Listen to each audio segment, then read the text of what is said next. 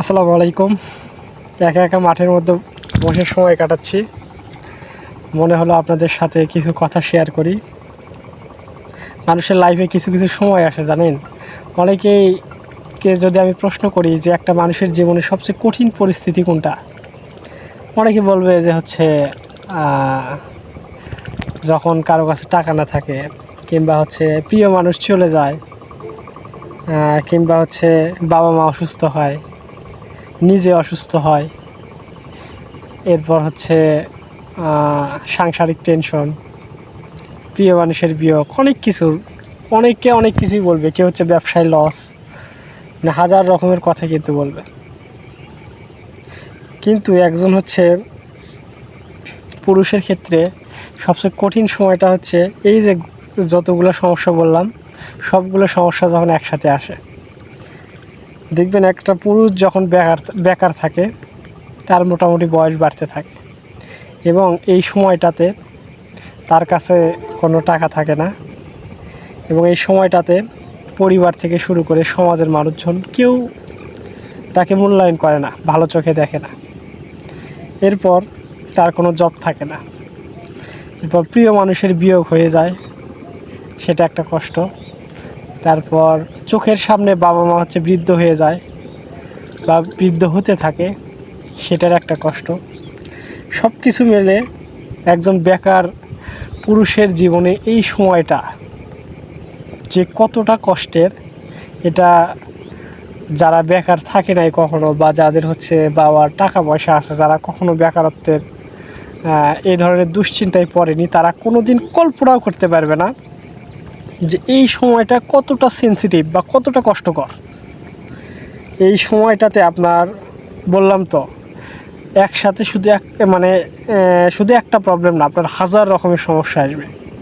আপনার প্রিয় মানুষের বিয়োগ হয়ে যাবে, আপনার বাবা মা চোখের সামনে বৃদ্ধ হতে থাকবে, আপনার কোনো জব থাকবে না, আপনার হচ্ছে কাছে পয়সা থাকবে না, আপনি টোটালি বেকার। সাথে আপনাকে জীবনে প্রতিষ্ঠিত হওয়ার জন্য যে স্ট্রাগল, এইটাও করতে হবে, যেটা হচ্ছে মানসিক সমস্যায় থাকলে কেউ যদি চাকরির প্রস্তুতি নিতে যায়, তার যদি এই পারিপার্শ্বিক যে সমস্যাগুলো বললাম, এগুলো যদি সে মাথায় নেয়, তাহলে কিন্তু তার চাকরির প্রস্তুতি বা হচ্ছে প্রতিষ্ঠিত হওয়ার জন্য যে হচ্ছে দৈনন্দিন অ্যাক্টিভিটিসগুলো দরকার, সেগুলো কিন্তু সে করতে পারে না।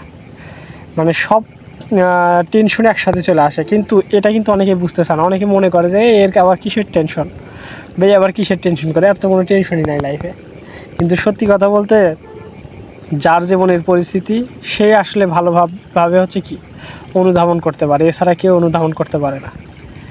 এই যে আমি কথাগুলো বলতেছি, এটা কিন্তু হাজার হাজার বেকার পুরুষ যারা আছে তাদের কাছে কিন্তু এই কথাটা একদম কলিজায় গিয়ে লাগবে, এবং তারা কিন্তু খুব ভালোভাবে উপলব্ধি করতে পারবে। কিংবা একটা সময় যারা বেকার ছিল, তারা কিন্তু এই সময়টা মনে করতে পারবে যে এই সময়টা কতটা কষ্টদায়ক। না পরিবার বুঝবে, না আত্মীয় স্বজন বুঝবে, না প্রিয় মানুষ বুঝবে, কেউ বুঝবে না আপনাকে। এবং এই সময়টাতেই আপনাকে কি করতে হবে, আপনার জীবনে উন্নতির চরম শিখরে পৌঁছে যাওয়ার জন্য যে ভিতটা দরকার, সেটা কিন্তু আপনাকে রেগুলার হচ্ছে গ্রো করতে হবে। তো সময়টা কিন্তু খুবই সেন্সিটিভ, এবং এই সময়টাতে আপনি হচ্ছে বন্ধুবান্ধব, যেটা হচ্ছে ছোটোবেলায় আমাদের ছিল একদম নিঃস্বার্থ, কোনো স্বার্থ ছিল না বন্ধুবান্ধবের, সেই নিঃস্বার্থ বন্ধু কিন্তু পাবেন না।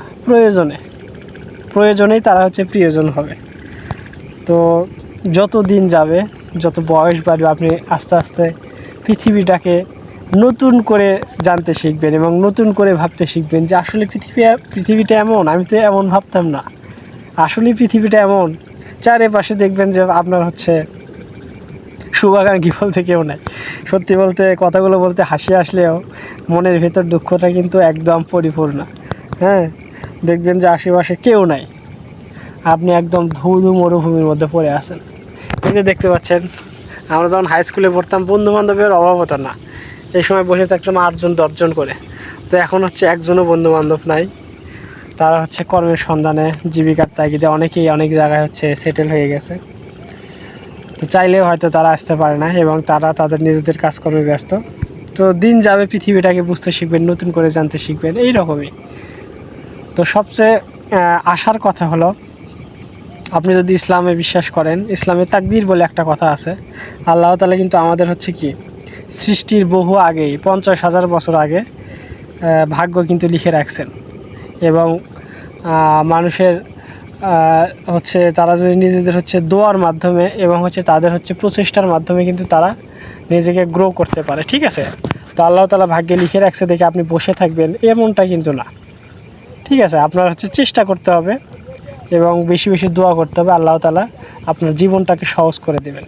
এবং আমাদের জীবন খুবই ক্ষণস্থায়ী, 50, 60, 70, 100 বছর তো এখন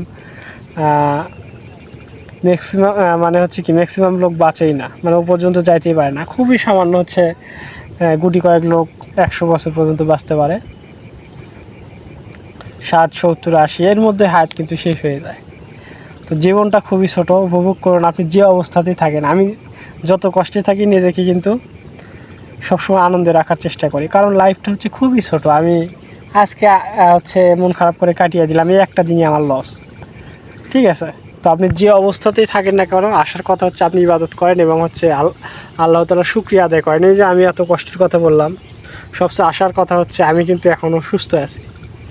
অসুস্থতা যে মানে কত বড় একটা কঠিন একটা বিষয়, আপনি সুস্থতা থাকলে কিন্তু সেটা বুঝতে পারবেন না।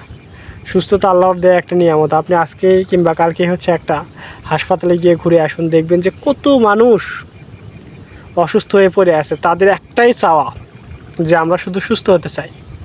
তো আমি কিন্তু এখন হচ্ছে সুস্থ আছি, এই জন্য আল্লাহ তাআলা শুকরিয়া আদায় করতেছি। হাজার কষ্টের মধ্যে এটা একটা হচ্ছে আশার আলো যে আমি আলহামদুলিল্লাহ এখন সুস্থ আছি।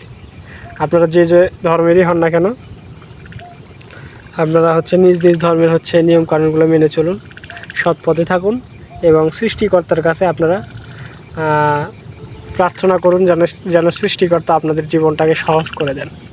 তো মনে হলো যে এই পরিবেশে বসে আছি গ্রামের মাঠে, দেখেন কত সুন্দর পরিবেশ, চারপাশে ধান ক্ষেত। তো মনে হলো যে আপনাদের সাথে হচ্ছে কিছু কথা আমি শেয়ার করি, এজন্য হচ্ছে কিছু কথা শেয়ার করার চেষ্টা করলাম। যাদের জীবনের সাথে মিলে যাচ্ছে অবশ্যই কিন্তু তারা আমার এই ভিডিওতে কমেন্ট করতে ভুলবেন না। সবাই ভালো থাকবেন, আজকে এই পর্যন্তই। আসসালামু আলাইকুম।